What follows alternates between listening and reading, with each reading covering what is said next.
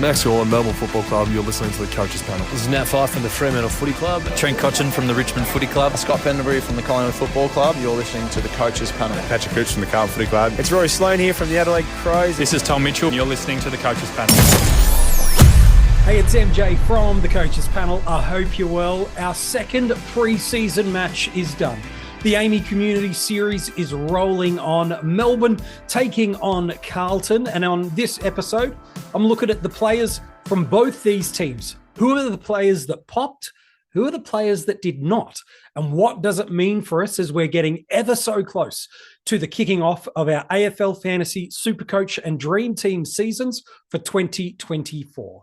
From a Carlton perspective, especially in the classical salary cap formats of the game, politely, there's not a lot to take away. A lot of people were very bullish on a Sam Walsh, despite having the early bye. But with that preseason back injury and really a reoccurrence of what kept him out for most of the preseason last year and early in the season, I think the interest has understandably faded. So a lot of the Carlton players we were considering were all channeled through him. And so now we're not as keen. If you're big and bullish on Nick Newman, I think there's still enough to like. 65% time on ground, went at 48 in SuperCoach, mid-50s in AFL Fantasy and Dream Team. From a role and a points per minutes perspective, it's fine. You're not looking for scoring in an isolation or as the defining selection. You're looking for role, you're looking for structure, and he's still in that spot with Sam Docherty spending some time through the midfield as well. I think if you were bullish on Newman, I think you can continue on that pathway.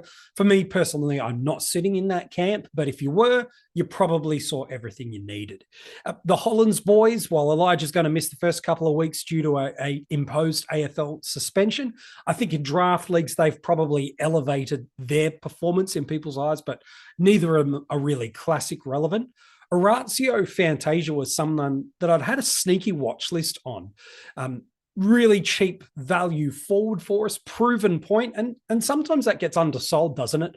In the fantasy footy landscape, is we looking at these cheaper end of price point and go, they're value. But we actually don't know what they're going to do with Orazio. We actually know what he's able to do at his absolute scoring best. And he's got tons across the formats over his career and 2, 3, 4, 5, 6 weeks of stretches where he could score okay. So he was someone for me that if he played well in this matchup and secured that best 22 spot, then he's someone I really would have considered as potentially using as a, quote, correctional trade coming off their round 2 bye. But 82% time on ground scoring wasn't great in this matchup for him. And then that concern they had at the end of the match, that at time of recording, the club haven't confirmed any serious injury, but seeing him go down and really struggle. I know it was a really hot night in Melbourne off the back of a 36-degree day. It was still in the low 30s during the match. So that's certainly not an uncommon experience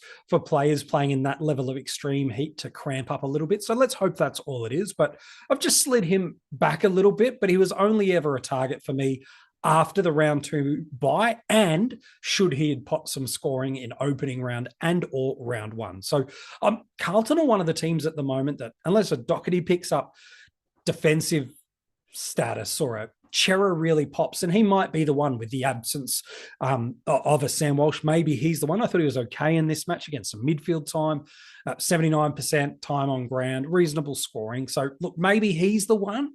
But again, you're looking for captaincy level and vice captaincy level scoring, as well as the value based on that price point. So look, probably not the most relevant team for us, which kind of helps and offsets, because Melbourne, my goodness, they've given us something to seriously consider and seriously talk about. Let's talk at the bottom end from a cash cow perspective. Caleb Windsor, couple of goals, 66% time on ground in this matchup, and solid scoring. But I think what's helped is a couple of elements. One, he's shown he belongs at the level and outside players, and he's more of a wingman and run and gun style player. And while they were really bullish to stay in that early portion of the draft was to secure a player of his caliber.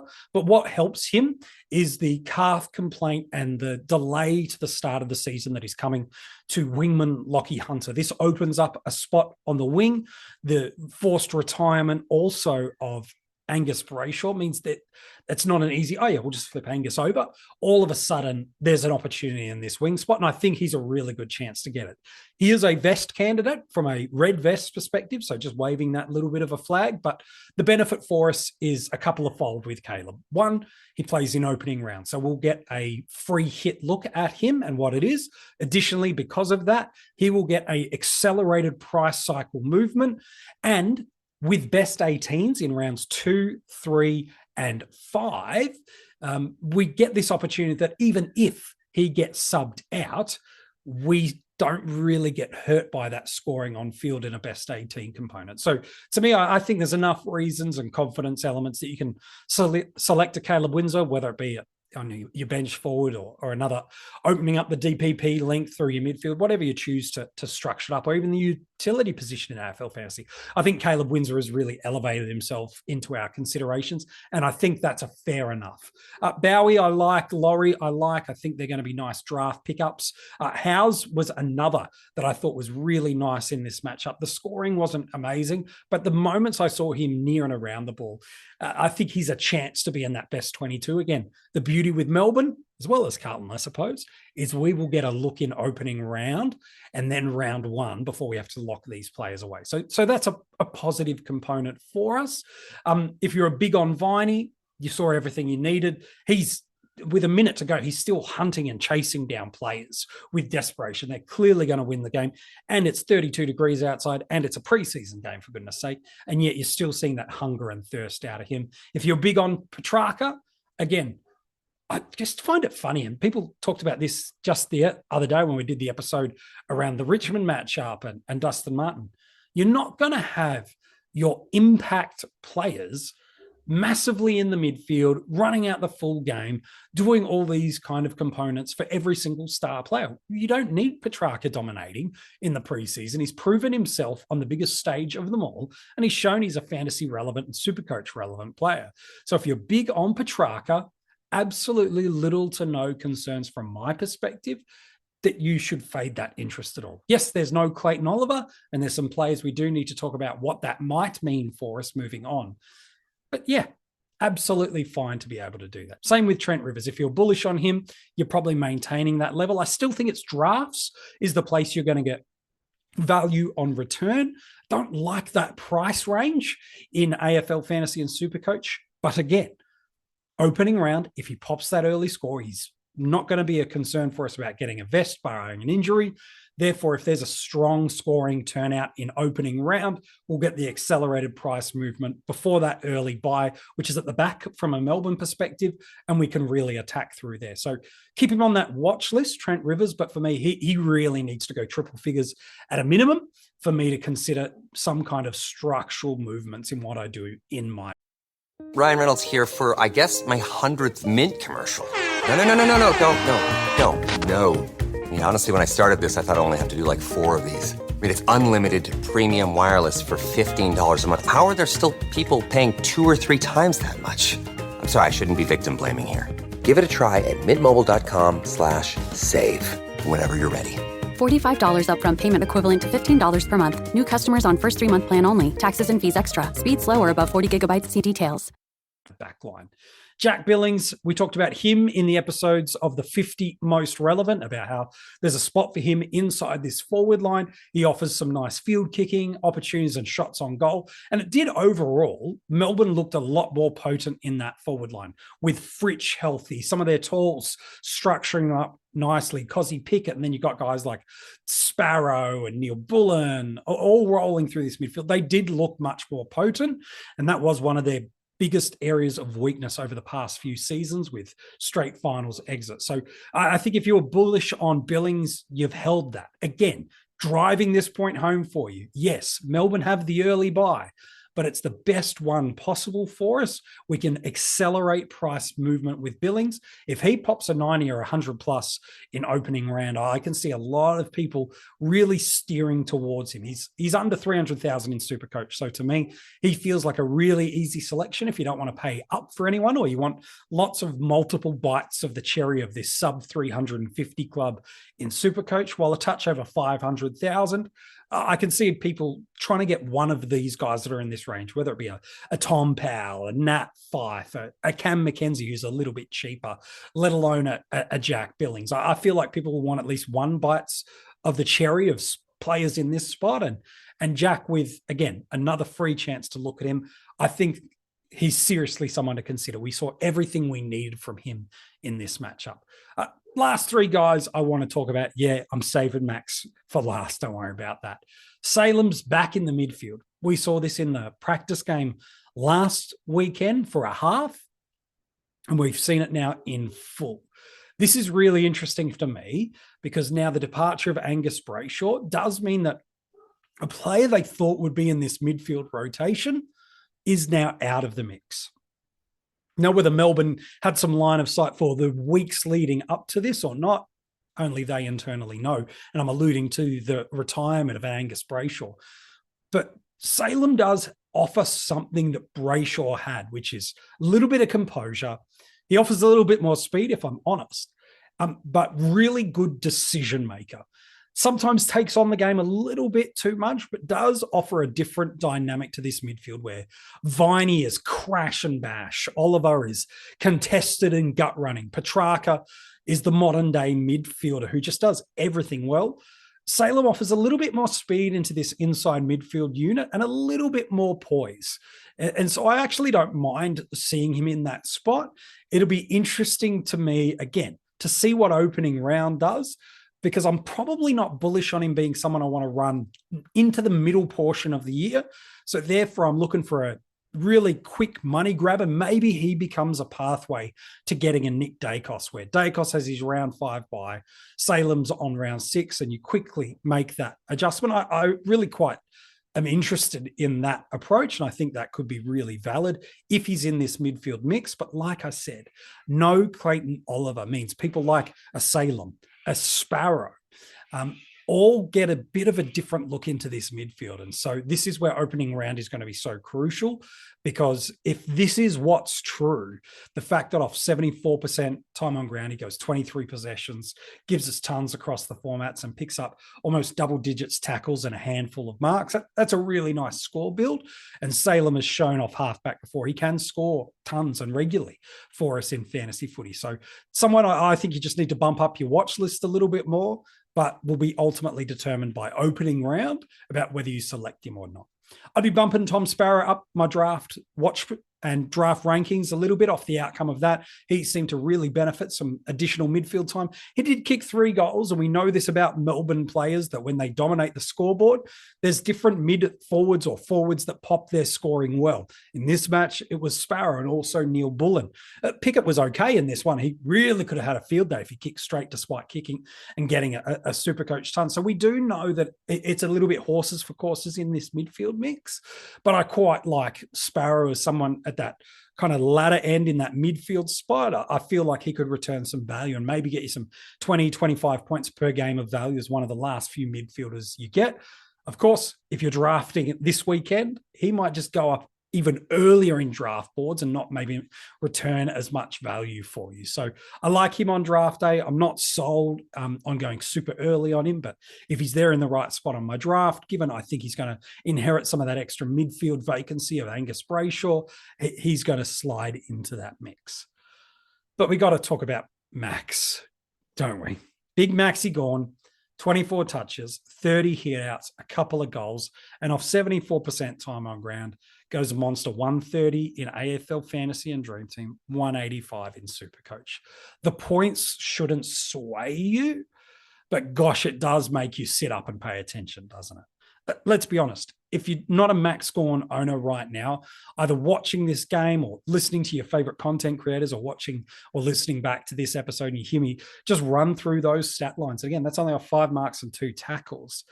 It does put this reminder to you of what he's done in that solo ruck spot before, what he did in 2020 when he was a 120-odd guy in the adjusted averages of AFL Fantasy and verging on 140 in SuperCoach. We know Max in this mood, man, he could be the best scorer across the formats for the year.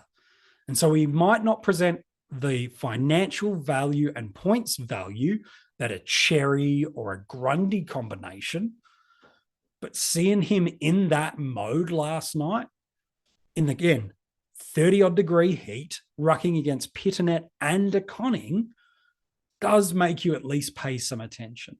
One of the things that was really interesting to me, and it's probably been undersold so far in AFL Fantasy and SuperCoach communities at the moment, is the impacts of these new ruck rules where you can put your arm out to impact the ruck contest and then be able to create that hit out.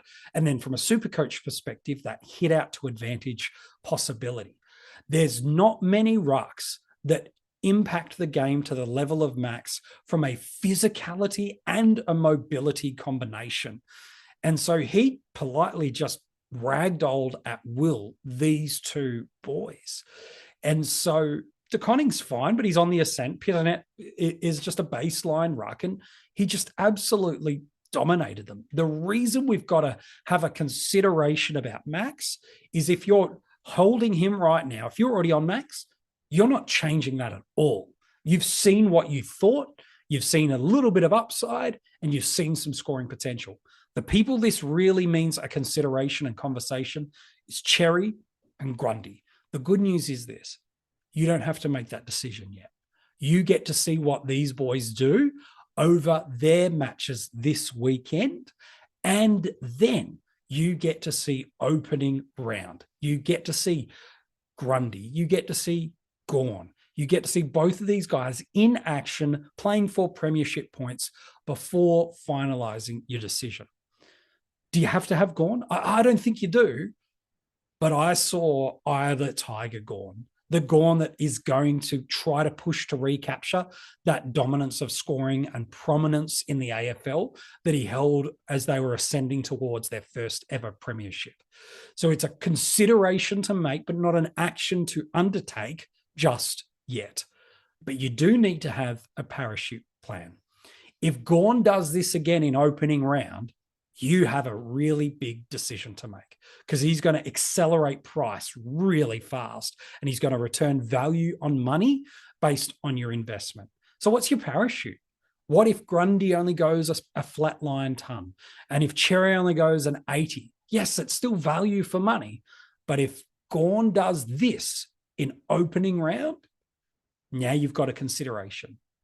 The gap between the end of opening round and the start of round one is really quite condensed. So do the work now. What is the parachute that if Grundy and Cherry don't hit the markers you want, what's that ripcord that you are prepared to pull in order to bring a player like a Max Gawn in? He's a really interesting decision-making process.